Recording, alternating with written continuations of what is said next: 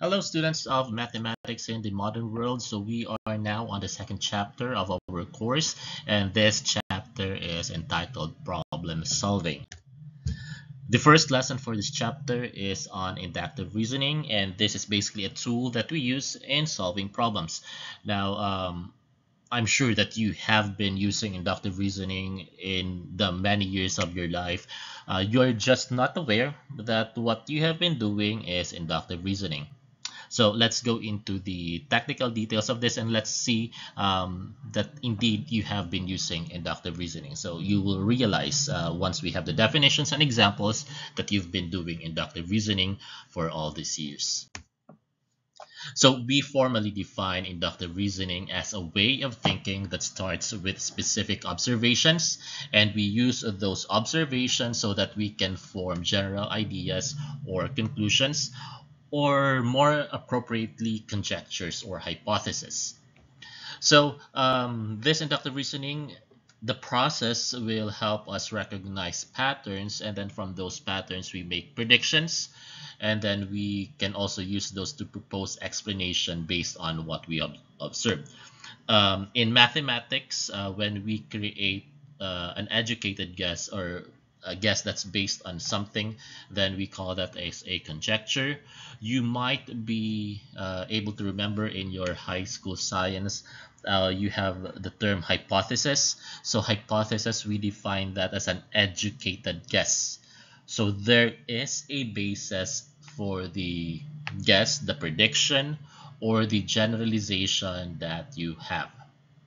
So again, what we have is just a hypothesis, and what we have been doing in science, hypothesis can be proven true or false, depending on the other evidences that we will be able to gather, which will support or deny our hypothesis. So what we have, the conclusion that we are able to make in inductive reasoning is only probable or tentative. So let's look at the process that we do in doing inductive reasoning. So we start again with making observations. So in this part, we will notice specific cases or repeated events. Later, we will be going to examples of this. So again, the first step is that you will try to notice that there is a repetition of something. And then from those repetition, you now see if a pattern occurs. Is there an underlying trend or rule that governs these cases that you have observed? If you think there is a pattern, so you now make a conjecture. You form either a general statement which governs the cases that you have, or this conjecture, you create a prediction wherein you will be able to say what is most likely to happen next based on all the cases that you have observed. The last part is testing. Sometimes we don't use this, but it was equally important that we do testing, because again, the testing part is where we are able to affirm or deny our conjecture. So usually we do this by providing more examples, more cases, and see if the general statement that we have also applies to those other examples or cases. So let's have our first example. So let's say that you have observed that every time you have 5 hours or less sleep, then the next day you would feel sleepy in your class. So from that pattern, of course, you will be able to generalize that sleeping 5 hours will make you sleepy in class, because you have observed that's what you feel every time that you have 5 hours or less of sleep. Another example, let's say you're able to observe that every time that people around you have colds or sip-on, then you also will get sip-on. So with this, we are able to generalize that colds are infectious. Nakatapon iton sip-on. Another example, let's say that there is a student athlete who is able to run 100 meters in just 15 seconds, and this student has been doing that for 3 practices already. So it will be safe to say that in the next practice, they will most likely be able to run 100 meters in 15 seconds again, because again, you have basis for this prediction. There have been several cases already that it has been happening. Another example, let's say that you have been able to observe that every afternoon when the sky gets dark, it will rain. So you would predict that this afternoon, if the sky gets dark, then it will most likely rain, because again, that's what you have been observing in the previous days. Now let's have a more mathematical example. So let's say let's consider the odd integers, consecutive odd integers. So again, odd integers or odd numbers, these are those numbers ending in 1, 3, 5, 7, 9, and so on. And let's try adding them starting from 1. So of course, 1 added to nothing, that's just equal to 1. Now, if we have two consecutive odd integers, then what we will have are 1 and 3. And if we add 1 and 3, that's equal to 4. And 4 is equal to 2 squared. Now, let's say we want to add 3 odd integers. So we have 1 plus 3 plus 5, that is equal to 9. And 9 is equal to 3 squared. Now let's have 4 odd integers that we want to add. So we have 1 plus 3 plus 5 plus 7, that is equal to 16, and 16 is equal to 4 squared. So here we have a pattern. There's a pattern that emerges, and the pattern is that the sum of the first n odd integers is equal to n squared. You can verify this.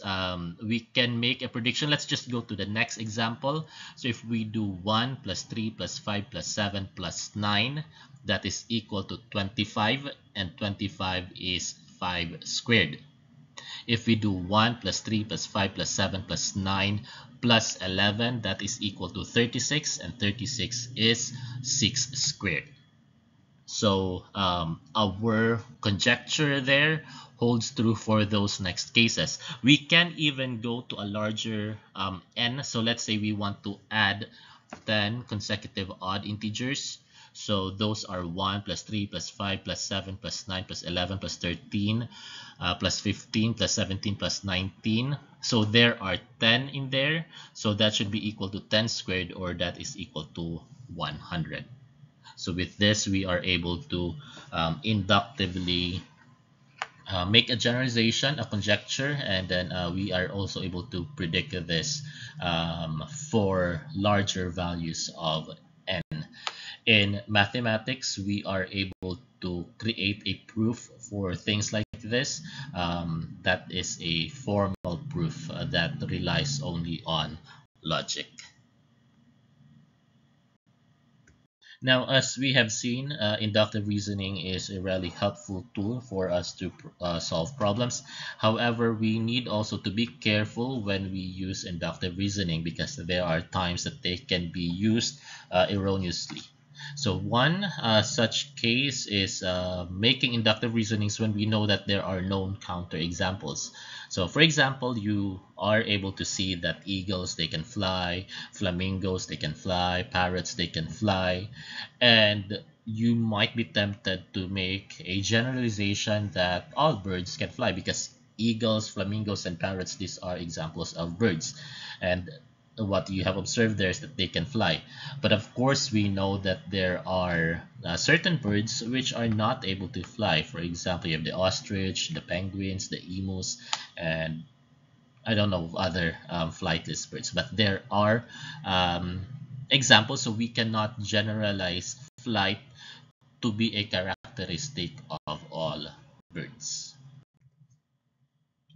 Another erroneous use of inductive reasoning is when we use hasty generalization, when there are too few examples and then we generalize right away.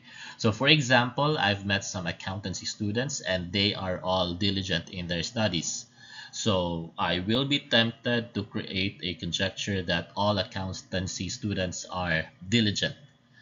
So of course, that's a hasty generalization. We don't know if really all of them are diligent, meaning they study or they do their academics well. Now, this hasty generalization, this is the basis, or this is what we do when we are being racist or we are being xenophobic. For example, we say that in our in the Filipino culture, no, waray-warays are has have this sort of it's a racist tendency to think of waray-waray as all na mga maisog. So when you say that you are a waray-waray, knee-jerk reaction of another Filipino said, you are a brave or maisog or palaban na tao. So that is a hasty generalization that is only based on a few instances wherein they have met another waray-waray or several waray-warays, and then they would act probably in a certain way that would make those people think na maisog iton hira. So from those a few instances, then we are able to say na ay basta waray-waray maisog iton hiya. And of course, there are even more heinous examples um, of racism that is being done. So, for example, in America, no, there is racism towards the Black Americans. So, for example, one racist thinking against them is that they are prone to criminal activities. So, some of the white people in America, if they see a black person, then they would guard their belongings or be wary of those black people, because again they have this racist thinking that this black person might do a criminal activity. Another erroneous use of inductive reasoning is when we do false causality or the post hoc fallacy. So, for example, you have been able to observe that stressed out students would usually have low grades. So you might be tempted to make a generalization that stress causes low grades. Once we go to our discussion in statistics, I will be touching a bit on correlation. So as early as now, let me tell you that correlation does not imply causation. Just because two things are related, it does not mean that one causes the other. So we will be going into more details on this once we reach correlation in the topic of statistics. Now we go to the next type of reasoning, which is called the deductive reasoning. So deductive reasoning is a more rigorous approach in problem solving, and if done correctly, we are bound to get a valid conclusion with deductive reasoning.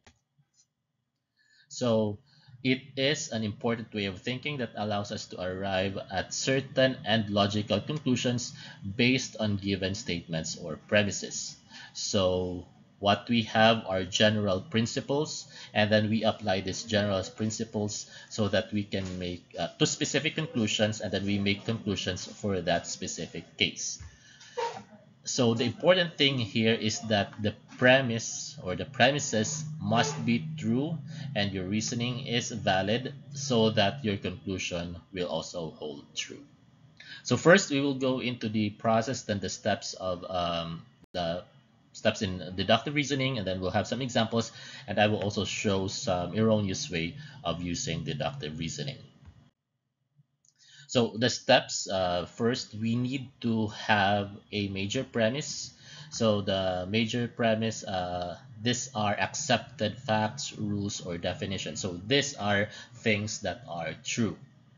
Then we also go into a minor premise. So in this part, we move from the general to a particular, and this particular is sort of a subset of the major premise. So the major premise, there is some characteristic that we would say, and then for the minor premise, it will inherit that particular characteristic from the major premise. So with that, we will be able to form a conclusion. And again, if it is done correctly, then the conclusion is true and will not be false. So let's have an example. Major premise is that all men are mortal. So this is a generally accepted true statement. So when we say mortal, that's someone who is bound to die, and we don't know if it's true or not because we're still alive. We cannot say that we really are mortal, but that is something that we accept to be true. Now, we have a minor premise. We have here Socrates is a man. So Socrates here is like a subset of men. So if we would be drawing a Venn diagram there, so we have here the set of all men. And the set of all men has this characteristic of being immortal. And we have a specific case here, so we have Socrates. So all men, everything that belongs in this big circle are all mortal. Now, because Socrates belongs in this circle, then it would also inherit the characteristic of being immortal. So our conclusion there is that Socrates is also mortal. Now, another example. In botany, fruits are defined as things that have seeds, or for something to be considered as a fruit, then it should have a seed. So our minor premise here, or a subset of fruits, we have mango. It is a fruit, so it must carry, or it must inherit the characteristic of bearing seeds. So mangoes must have seeds. Now you might use, say, counter examples, sir. How about the seedless, let's say seedless grapes? There are also seedless watermelons and other seedless fruits. Those are actually, we use technology, or we use techniques in botany so that these fruits will not bear fruit. But there's actually a problem that can occur from this. This is using cloning so that these fruits will not contain seeds. So the major premise here is not being violated, even if we have that counterexample, because the counterexample is more of an exception rather than as part of the general characteristics of fruits. Now let's have another rule, general accepted fact, or we have a law that mandates that all acts of theft must be punishable by law. So we have now a minor premise that taking another person's property without consent is an act of theft. So as long as there's no consent, then it is considered as theft. So therefore, taking another person's property without consent must be punishable by law. Another example, all actions that harm others are morally wrong. So as long as it causes harm, it can be physical harm, emotional harm, mental harm, then that is considered as morally wrong. Now, lying causes harm to others. So again, it's not just physical, it can be other types of harm. So therefore, by our major premise that any action that causes harm is morally wrong, so therefore lying is morally wrong. So regardless if we call that the white lie or any other type of lie, it is still morally wrong. Another example, in economics, we have the law of supply and demand, which says that if demand increases and the supply remains constant, then what we would expect, again by the law of supply and demand, price would increase. So what we see here is that the demand for electric vehicles has increased. However, the supply is not able to keep up. It's remaining constant. So what we would be expecting is that the price of electric vehicles will rise. So again, we are applying the law of supply and demand to a particular case here, which is the case for electric vehicles. Now let's go to a more mathematical example. So in math, there is a theorem that states that the sum of all the angles in a triangle is equal to 180 degrees. Now we go to this minor premise. Let's say we have an angle, let's call this as A, B, and C. And let's say that two of the angles here are 50 and 60 degrees. So what we are doing here is not just the basic application. So we extend further. So because everything here should be equal to 180, so we have 50 plus 60 plus the third angle. Let's say that's B. This should be equal to 180 degrees. So by doing our algebra in here, so we would get that the measure of angle B is equal to 70 degrees. So basically what we do, we subtracted 50 and 60 from 180, and that will give us 70 degrees. So this is an application of deductive reasoning. A lot of things in mathematics, we have a general rule that governs what we are doing. So when we say that we want to transpose, we want to cancel, those things that you have experienced in your algebra, there is a general rule that governs all of that.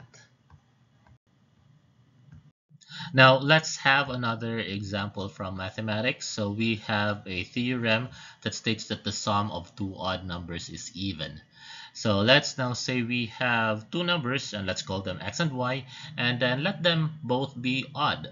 So if we add the two of them, x plus y, what we would expect is that their sum is even. So therefore x plus y is even. So now let's have examples wherein deductive reasoning is used inaccurately or in an erroneous way. So first type is wherein we have a false major premise. So for example, here we have the major premise, all fish can fly. A minor premise is a shark is a fish. So we conclude that therefore a shark can fly. So of course, the major premise pa lang, it's already false, so everything becomes false as well. Shark is a fish, yes, that is true, but of course, because of the major premise being false, so the conclusion will also be false. Now let's change that. Let's have the minor premise be false. So major premise, all mammals are warm-blooded. So this is a true statement, or this is how we characterize mammals. Now let's have a minor premise. A crocodile is a mammal. So we know that this is false because a crocodile is a reptile. So the conclusion here, if we use the deductive reasoning process, the conclusion there would be crocodiles are warm-blooded. So that is a false conclusion because our minor premise is false. Let's have another example. Here we have an invalid logical structure. So first, our major premise is that all swans are white. We know this to be true. Then we have a minor premise, which let's accept to be true. Odette has white skin. So if you try to use, or if you are not well versed with the way that deductive reasoning is done, then you might be tempted to create a conclusion that therefore Odette is a swan. So this the structure here is flawed. Again, if we draw a Venn diagram, so what we have the set of all swans, and then the set of all swans has the characteristic of being white. Now Odette here having a white skin is not necessarily a subset of the swan. So we don't know if Odette really is a swan. Maybe we have a swan named Odette, or Odette is something else. So our conclusion there that Odette is a swan is incorrect. So again, the structure here is not logical. So let's have another example. This is similar to the previous example. Our major premise is that all zebras have stripes, and that is true. Minor premise, tigers have stripes. We also know that is true. So you might be tempted to make the conclusion that tigers are zebras. Of course, we know that is ridiculously wrong. Again, this follows the same structure as the previous example. So if we have the set of zebras, so they have the characteristic of having stripes. And then we have here tigers. So tigers, of course, are not under the set of zebras. So tigers are definitely not zebras. So again, the conclusion here is wrong because there is an invalid logical structure. So we now have here our final example.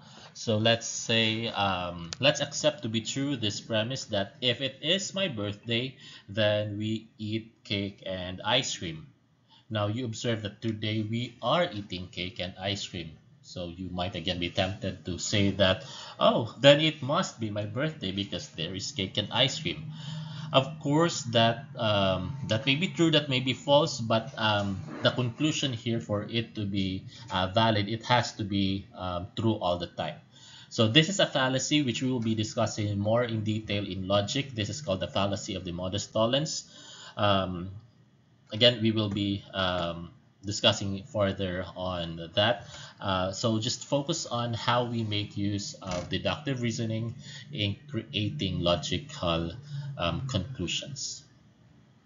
All right, so that ends our lesson one for problem solving. I will meet you in another video recording for our next topic under problem solving. Bye for now.